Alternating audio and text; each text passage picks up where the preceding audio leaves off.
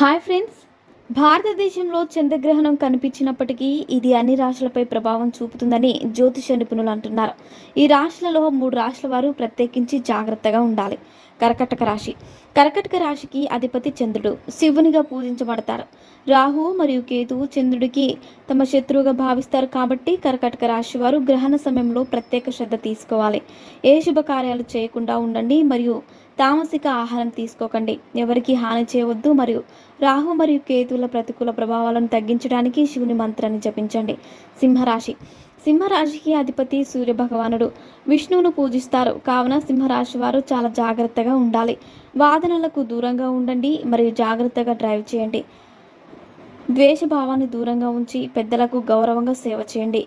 భాద్రపద పూర్ణిమ తిథిలో శుభకార్యాలు చేయడం మానుకోండి. గ్రహణం తర్వాత స్నానం చేసి ధ్యానం చేసి సత్యనారాయణుని పూజించాలి. దాన ధర్మాలు చేయాలి. కన్యరాశి.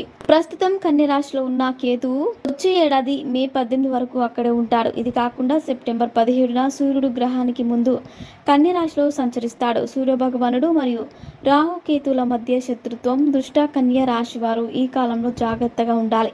ఈ కాలంలో ఏదైనా శుభకార్యాలు చేయడం లేదా ఎవరికైనా డబ్బు అప్పు ఇవ్వడం మానుకోండి. దూర ప్రయాణాలకు దూరంగా ఉండండి. రక్షణ కోసం మహామృత్యుంజయ మంత్రాన్ని జపించండి. మరిన్ని ఇంట్రెస్టింగ్ అప్డేట్స్ కోసం మా ఛానల్ని సబ్స్క్రైబ్ చేసుకోండి.